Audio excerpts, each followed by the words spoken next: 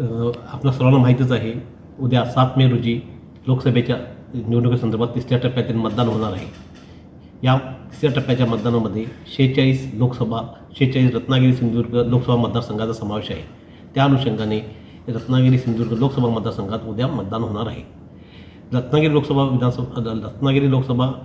सिंधुदुर्ग लोकसभा मतदारसंघामध्ये सिंधुदुर्ग जिल्ह्यातील 3 विधानसभा मतदारसंघ व रत्नागिरी जिल्ह्यातील 3 विधानसभा मतदारसंघ असे मिळून 6 विधानसभा मतदारसंघांचा हा लोकसभा मतदारसंघ आहे. त्या अनुषंगाने सिंधुदुर्ग जिल्ह्यातील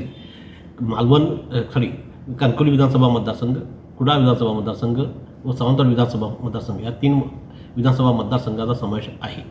त्या अनुषंगाने जिल्ह्यामध्ये एकूण 918 मतदान केंद्र असून सुमारे 6,64,000 इतके मतदार आहेत.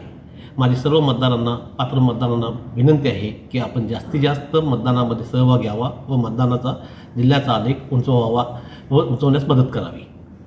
तसेच एकूण या मतदान केंद्रावर मतदान केंद्राध्यक्ष, मतदान अधिकारी यांची नियुक्ती करण्यात आली असून एकूण 4,040 इतके मतदान कर्मचारी मतदान केंद्रावर काम करणार आहेत.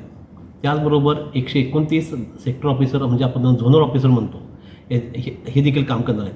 आज सर्व मतदान केंद्राकडे सर्व मतदान पथके रवाना झाली असून 11:30 वाजता सर्व सावंतवाडी, कुडाळ आणि कणकवलीतून रवाना झालेले आहेत.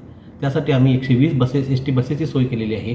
त्याचबरोबर 181 इतक्या जीप, सुमो या गाड्यांची देखील व्यवस्था केलेली आहे सेक्टर ऑफिसरसाठी व इतर कामासाठी.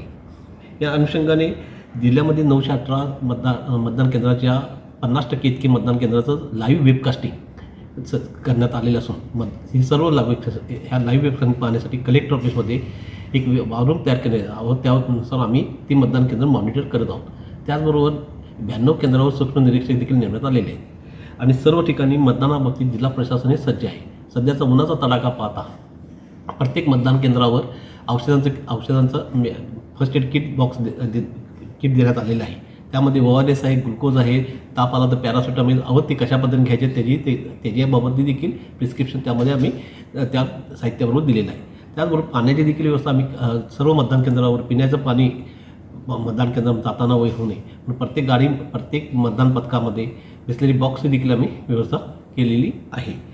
या अनुषंगाने कायदा व सुव्यवस्थेच्या बाबतीत पोलीस विभागाकडून 171 पोलीस अधिकारी, 2042 पोलीस अंमलदार, 881 होमगार्ड व CAPFची एक कंपनी अशी नियुक्ती करण्यात आलेली आहे.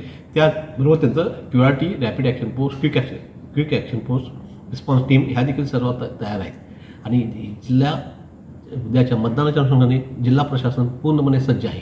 माझी पुन्हा एकदा सर्व जिल्ह्यातील सिंधुदुर्गवासियांना पात्र मतदारांनी उद्या मतदानात मोठ्या प्रमाणात सहभाग नोंदवावा व जिल्ह्याचा मतदानाच्या टक्केवारीचा आलेख उंचवावा ही विनंती.